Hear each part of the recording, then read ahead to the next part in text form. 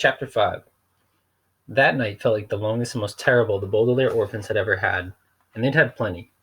There was one night, shortly after Sonny was born, that all three children had a horrible flu and tossed and turned in the grasp of a terrible fever, while their father tried to soothe them all at once, placing cold washcloths on their sweaty brows. The night after their parents had been killed, the three children had stayed up at Mr. Poe's house, and had stayed up all night, too miserable and confused to even try to sleep. And of course, they had spent many a long and terrible nights while living with Count Olaf. But this particular night seemed worse. From the moment of Monty's arrival until bedtime, Stefano kept the children under his constant surveillance, a phrase which here means kept watching them so they couldn't possibly talk to Uncle Monty alone and reveal that he was really Count Olaf. And Uncle Monty was too preoccupied to think that anything unusual was going on. When they brought in the rest of Uncle Monty's purchases, Stefano carried bags with only one hand, keeping the other one on his coat pocket where the long knife was hidden. But Uncle Monty was too excited about all the new supplies to ask about it. When they went into the kitchen to prepare dinner, Stefano smiled menacingly at the children as he sliced the mushrooms. But Uncle Monty was too busy making sure that the stroganoff sauce didn't boil to even notice that Stefano was using his own threatening knife for the chopping. Over dinner, Stefano told funny stories and praised Monty's scientific work, and Uncle Monty was so flattered he didn't even think to guess that Stefano was holding a knife under the table, rubbing the blade gently against Violet's knee for the entire meal. And when Uncle Monty announced that he would spend the evening showing his new assistant around the Reptile Room, he was too eager to realize that the Baudelaires simply went up to bed without a word. For the first time, having individual bedrooms seemed like a hardship rather than a luxury. For without one another's company, the orphans felt even more lonely and helpless. Violet stared at the paper tacked to her wall and tried to imagine what Stefano was planning. Klaus sat in his large cushioned chair and turned on his brass reading lamp, but he was too worried to even open a book.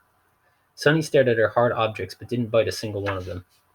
All three children thought of walking down the hall to Uncle Monty's room and waking him up to tell him what was wrong.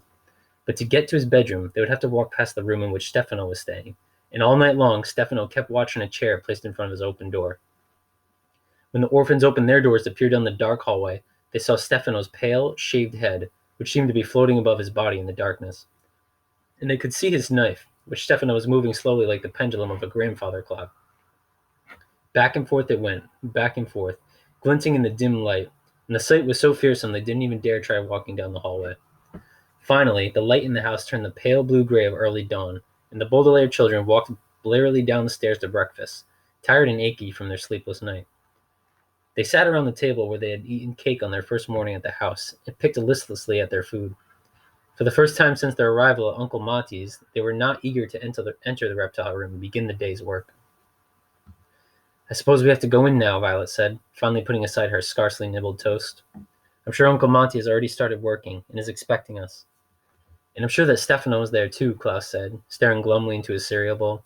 "We'll never get a chance to tell Uncle Monty what we know about him."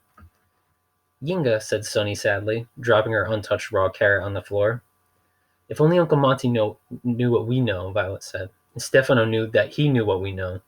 But Uncle Monty doesn't know what we know, and Stefano knows that he doesn't know what we know." "I know," Klaus said. "I know you know," Violet said. "But what we don't know is what Stefano, is really up to. He's after our fortune, certainly, but how can he get it if we're under Uncle Monty's care?" "Maybe he's just going to wait until you're of age, then steal the fortune," Klaus said. 4 years is a long time to wait," Violet said. The three orphans were quiet, as they each remembered where they had been 4 years ago. Violet had been 10 and had worn her hair very short. She remembered that sometime around her 10th birthday, she had invented a new kind of pencil sharpener. Klaus had been about 8, and he remembered how interested he had been in comets, reading all of the astronomy books his parents had in their library. Sonny, of course, had not been born 4 years ago, and she sat and tried to remember what that was like. Very dark, she thought, with nothing to bite. For all three youngsters, 4 years did seem like a very long time. Come on, you are moving very slowly this morning," Uncle Monty said, bursting into the room. His face seemed even brighter than usual, and he was holding a small bunch of folded papers in one hand.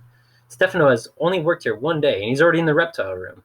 In fact, he was up before I was. I ran into him on my way down the stairs. He's an eager beaver. But you three, you're moving like Hungarian sloth snakes, whose top speed is half an inch per hour. We have lots to do today, and I'd like to catch the 6 o'clock showing of Zombies in the Snow tonight. So let's try to hurry. Violet looked at Uncle Monty and realized that this might be their only opportunity to talk to him alone, without Stefano around, but he seemed so wound up they weren't sure if he would listen to them. Speaking of Stefano, she said timidly, we'd like to talk to you about him. Uncle Monty's eyes widened and looked around as if there were spies in the room. Before leaning in to whisper to the children, he said, I'd like to talk to you too. I have my suspicions about Stefano, and I'd like to discuss them with you. The Baudelaire orphans looked at one another in relief. You do? Klaus said. Of course, Uncle Monty said. Last night I began to get very suspicious about this new assistant of mine. There's something a little spooky about him, and Uncle Monty looked around again and began speaking even softer, so that the children had to hold their breaths to hear him. And I think we should discuss it outside, shall we?